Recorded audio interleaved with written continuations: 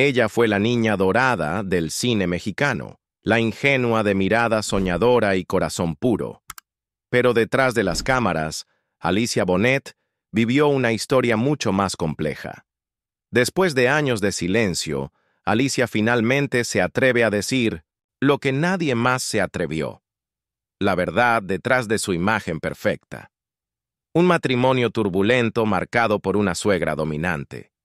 Una segunda oportunidad en el amor, con un hombre que le dio paz, y años vividos en sacrificio silencioso, eligiendo a sus hijos por encima de la fama y la dignidad por encima de los titulares. En este video, revelamos las verdades no contadas que Alicia Bonet cargó durante décadas y la confesión emocional que revela quién es realmente. Un matrimonio en la sombra. A pesar de su encanto ante el público, la vida personal de Alicia estuvo marcada por un profundo dolor emocional. Alicia conoció a Juan Ferrara en el verano de 1967 durante el rodaje de la película Los problemas de mamá. Él era el apuesto actor emergente, hijo de la actriz española exiliada Ofelia Guilmain. Ella, la estrella en ascenso con una sonrisa suave. La química entre ambos en pantalla fue eléctrica y antes de que terminaran las grabaciones, ya eran inseparables. En diciembre de ese mismo año, se casaron en una discreta ceremonia civil y en agosto de 1968 nació su primer hijo, Juan Carlos. 2 años después, el 26 de enero de 1970, llegó Mauricio. Eran la imagen perfecta de una familia feliz. Colegas felicitaban a Alicia. Los fans se derretían al verla con el pequeño Mauricio en los brazos en fotos promocionales. Pero la imagen era una mentira. Tras las puertas cerradas, la figura de Ofelia Guilmain se alzaba como una sombra de acero. Actriz madrileña venerada, que había huido de la Guerra Civil Española, Guilmain era ferozmente protectora de su hijo y profundamente desconfiada de su joven nuera.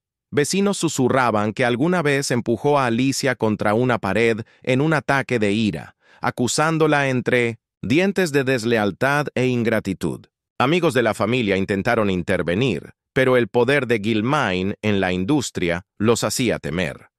Las revistas de espectáculos se deleitaban con los rumores de disputas aristocráticas. Una nota llegó a burlarse diciendo que Alicia era el peón de Ofelia, atrapada en una jaula dorada construida por ella misma.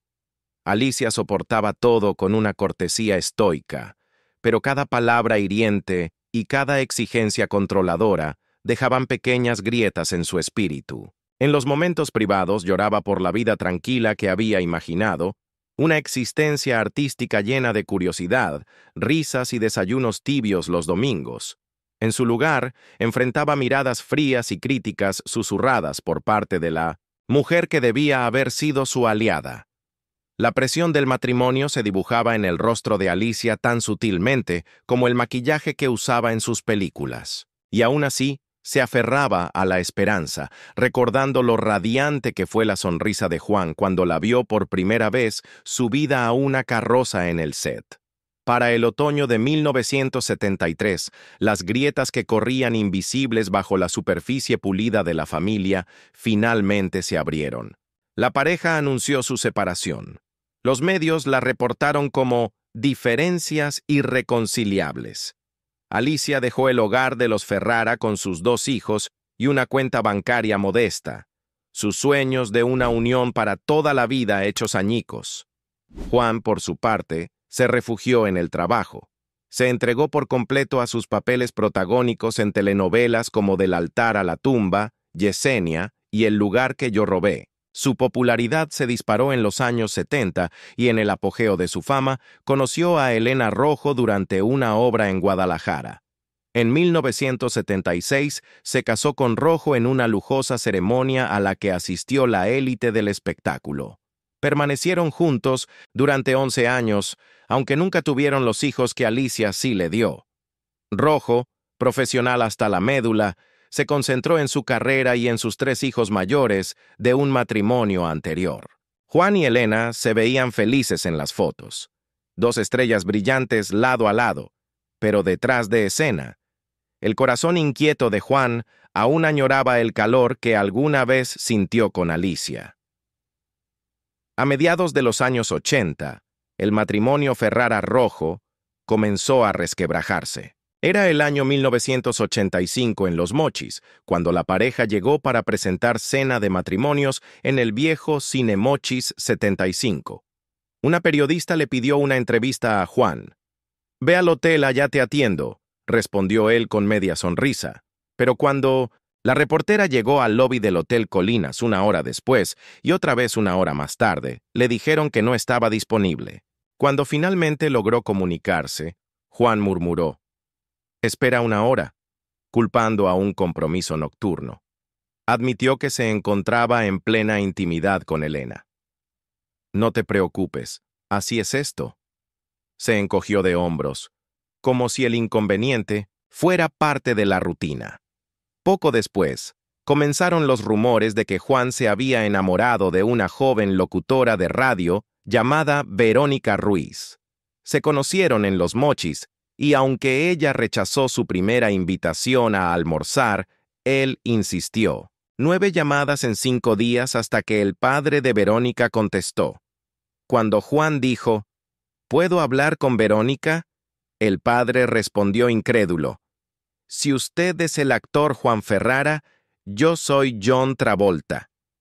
La osadía encantó a Juan. Pronto le escribía notas de amor y le prometía el mundo, pero el peso de su carrera y la presión pública lo alejaron.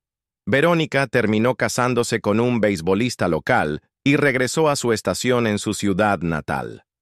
Y los sueños de Juan, de una vida sencilla con ella, se desvanecieron. En las décadas siguientes, la vida amorosa de Juan pareció una lista de estrellas en ascenso. En 1991 fue relacionado con la joven Kate del Castillo, de 19 años. En 1995 con Mónica Sánchez, de 20. De 2000 a 2002 salió con Aleida Núñez, de 25, y en 2005 tuvo un breve romance con Adriana Fonseca, de 28. Luego, en 2012, se enamoró profundamente de Karina del Castillo, una actriz de teatro 40 años menor que él. Su relación, que ya entra en su 4º año, no tiene título formal, pero perdura a pesar del abismo generacional. Segunda oportunidad con Claudio Brook. Mientras tanto, la vida de Alicia Bonet tomó un rumbo completamente distinto. Tras su divorcio, se dedicó por completo a sus 2 hijos, Juan Carlos y Mauricio. Los inscribió en clases de actuación cuando apenas tenían 6 años. No quería que fueran famosos, recordó más tarde. Solo quería que se expresaran. El arte me dio una identidad. Pensé que tal vez a ellos les pasaría lo mismo. La carrera de Bonet frente a las cámaras se fue apagando poco a poco, y para finales de los años 80 había dejado los papeles importantes, eligiendo en su lugar enseñar actuación en una modesta academia de arte en Ciudad de México. Mientras tanto, Claudio Brook ya era una figura imponente en el entretenimiento mexicano. Nacido el 28 de agosto de 1927 en Ciudad de México, Brook tuvo una trayectoria profesional poco común. Se formó primero como contador público certificado, luego fue futbolista profesional del Club Atlante, hasta que finalmente encontró su verdadera vocación en el arte. Debutó en teatro en 1953 con la obra Rope y se convirtió en un actor reconocido por su versatilidad, disciplina y entrega a su oficio. Brook colaboró con directores legendarios como Luis Buñuel en Simón del Desierto y recibió elogios de la crítica por sus actuaciones en El Castillo de la Pureza y Cronos. No era una estrella que persiguiera la fama. Era un actor que buscaba la verdad. A comienzos de los años 70, Bonet y Brook se cruzaron en el camino. 2 actores de generaciones y orígenes muy distintos, pero con una misma devoción por la actuación. Su matrimonio fue discreto para los estándares del mundo del espectáculo. Rara vez aparecían en las columnas de chismes. Preferían la privacidad y la paz del hogar. A Claudio no le interesaba ser visto, dijo Bonet una vez. Él quería ser comprendido. Juntos tuvieron 2 hijos, Arturo y Gabriel. Para Bonet, Esa unión ofreció una rara sensación de estabilidad. Brooke era reflexivo, introspectivo y profundamente protector con su familia. Mientras ella guiaba a sus hijos mayores en sus primeros pasos como actores, él se dedicaba a aconsejar a jóvenes actores en los sets y a tomar papeles cada vez más complejos en teatro y cine. Su colaboración no se limitó a la vida familiar. También trabajaron juntos en el escenario, especialmente en El fugitivo sin nombre, una obra con 3 personajes ambientada en una cabaña cerca de la frontera suiza en la Austria previa a la guerra. Brooke dirigió y protagonizó la obra, interpretando a un guardia fronterizo dividido entre el deber y la compasión. Bonnet interpretó a una mujer cuya inocencia se convierte en la clave para la redención en un mundo que se derrumba por el miedo. La actuación fue elogiada por su contención y carga emocional. Claudio dirigió con una fuerza medida, escribió un crítico, y Alicia, delicada y sensual, le dio al personaje una profundidad desgarradora. A pesar del reconocimiento crítico, la asistencia del público fue escasa. Había solo 30 o 40 personas la noche que la vi, señaló un crítico local. Es difícil entender cómo algo tan poderoso pudo pasar desapercibido. Pero para Bonnet y Brooke, la experiencia fue profundamente satisfactoria. No perseguían el éxito comercial, buscaban un propósito mayor, usar el teatro para plantear preguntas morales y mostrar un reflejo de la sociedad. Su vida personal reflejaba ese mismo espíritu de profundidad silenciosa. Brooke había estado casado 2 veces antes con las actrices Eugenia Avendaño y Mercedes Pascual. Pero esas relaciones terminaron en divorcio.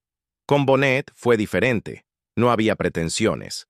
Su casa era modesta, llena de libros, guiones y el alegre caos de los niños. Brooke, que alguna vez fue un hombre de reflectores, ahora prefería las tardes de domingo en el patio, viendo a Arturo y Gabriel jugar bajo la sombra de los árboles de jacarandá. Bonnet también encontró consuelo en esa simplicidad. Su vida, antes definida por alfombras rojas y cámaras, ahora se moldeaba con las visitas dominicales de sus hijos mayores, quienes le llevaban flores y anécdotas de los sets de cine en los que ellos mismos brillaban. Los veo y pienso, tal vez esto era para lo que estaba destinada desde el principio, decía. No la fama, no los premios, solo esto, ver a mis hijos reír. Pero la paz, como siempre, es frágil. En 1995, Bonnet enfrentó una pérdida devastadora. Claudio Brooke, entonces de 68 años, fue diagnosticado con cáncer de estómago. La enfermedad avanzó rápidamente. Para un hombre tan imponente en vida, sus últimos días fueron silenciosos y dolorosos. Bonnet permaneció a su lado, negándose a dejar el hospital incluso por una noche. Sus amigos la describieron como un pilar de calma en medio de la tormenta. Ella fue su ancla, dijo un colega. No lloraba frente a él, solo le tomaba la mano. Brooke falleció el 18 de octubre de 1995 en Ciudad de México. El funeral fue sencillo. No hubo grandes discursos ni presencia de los medios, solo un pequeño grupo de seres queridos, colegas y exalumnos que habían sido moldeados por su sabiduría. Bonnet se mantuvo en silencio junto a la tumba, tomando de la mano a su hijo menor. No fue solo mi esposo, dijo suavemente a un reportero que se le acercó. Fue mi maestro. En los años que siguieron, Bonnet nunca volvió a casarse. Retomó la enseñanza del teatro, volcando su dolor en la formación cuidadosa de nuevos talentos. Sus hijos, ya adultos, seguían visitándola cada domingo. A veces, mencionaban las películas de su padre. Como cierta forma de decir una línea todavía les provocaba escalofríos. Solía decir, no actúes, siente, recordó Mauricio. Eso es lo que más recuerdo. Los hijos. Por los que vivió y el silencio, con el que se quedó tuvo 4 hijos, Juan Carlos, Mauricio, Arturo y Gabriel. Cada uno de ellos creció bajo la sombra de la fama hijos de dos actores con profundas raíces en la industria del entretenimiento mexicano. Alicia, tras su divorcio y nuevo matrimonio, se entregó por completo a la maternidad con la misma pasión que alguna vez dedicó al escenario. Vivía para sus hijos, dijo una amiga cercana. Cada decisión que tomaba era por ellos.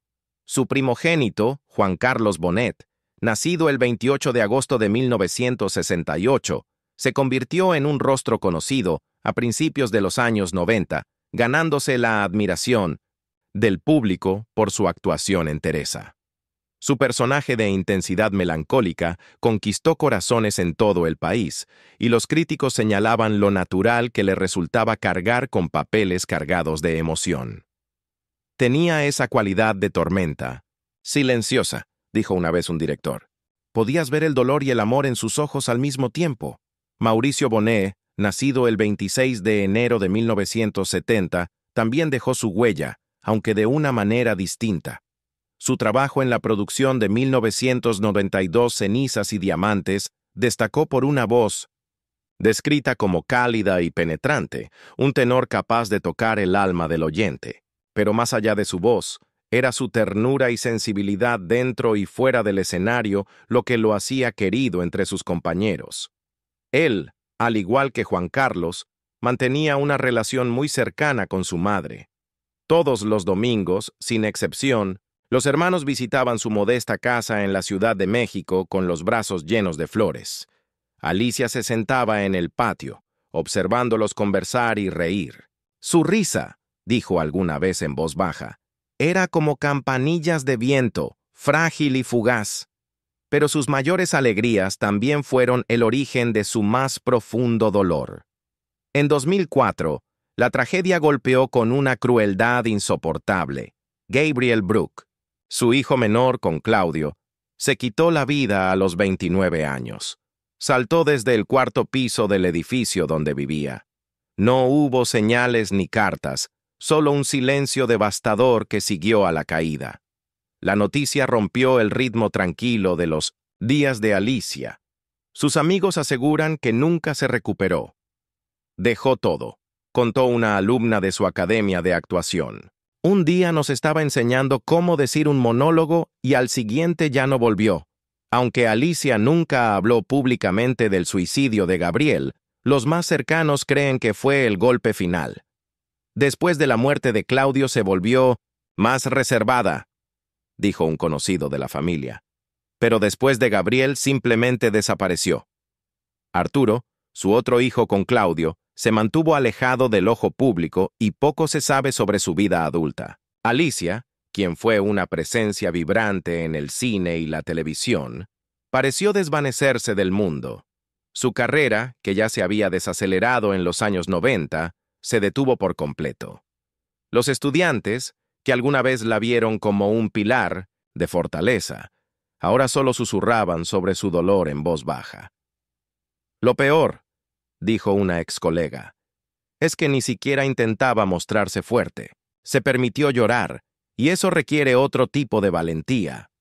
El legado familiar continuó en cierta forma a través de Juan Carlos y Mauricio, pero la alegría por la actuación nunca volvió a ser la misma para Alicia. Los aplausos ya no resonaban como antes. Detrás de cada logro había una sombra, detrás de cada sonrisa un silencio, y detrás de cada ramo dominical, un hijo que nunca volvería.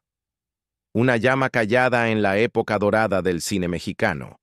La tragedia parece haber ensombrecido lo que fue una carrera brillante. Alicia Bonet, una de las actrices más talentosas y bellas del cine y la televisión mexicana, se retiró silenciosamente del ojo público después de años de éxito y dedicación. La carrera de Alicia Bonet no comenzó con estruendos, sino con una determinación tranquila. Nacida en 1947 en la Ciudad de México, pisó por primera vez un escenario en los años 50 como actriz infantil en una pequeña compañía de teatro juvenil.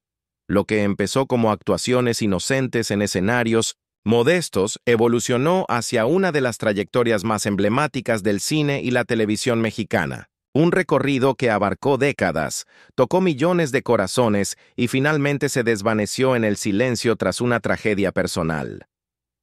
A principios de los años 60, Bonet pasó de escenarios aficionados a sets profesionales. No era solo un rostro bonito, aunque sus delicadas facciones la hacían resaltar de inmediato. Su verdadera fuerza residía en su rango emocional y en su capacidad para encarnar la inocencia, el miedo, la pasión o el dolor con la misma convicción.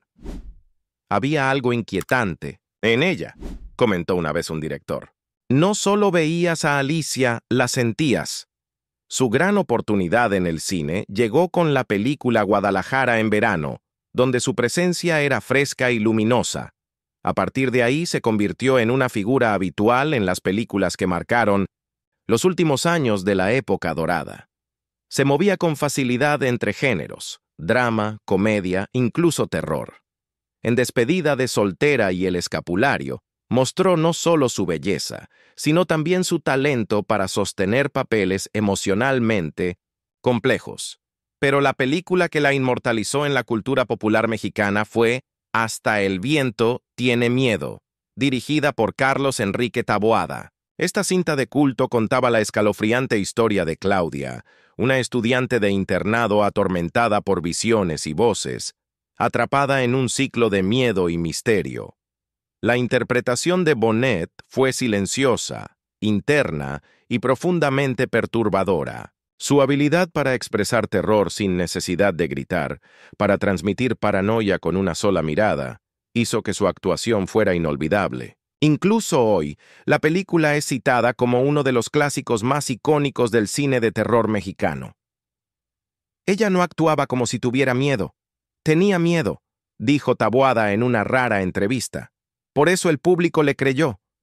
Durante las décadas de 1970 y 1980, Bonet siguió siendo una presencia constante en las pantallas mexicanas. Actuó junto a leyendas como Arturo de Córdoba, Angélica María, Andrés Soler y Alberto Vázquez.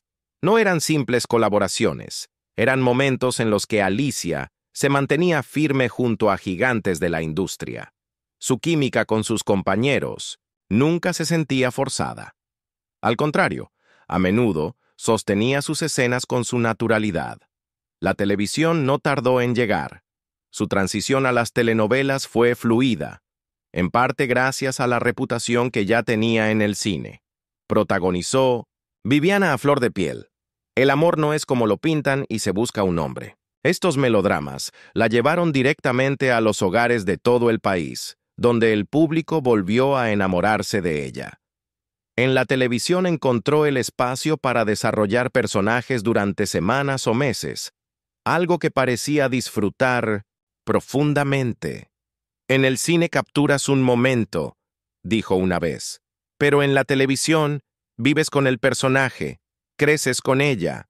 Lo que distinguía a Bonet en ambos medios era su consistencia. Nunca persiguió la fama, ni recurrió al escándalo o al espectáculo para mantenerse vigente.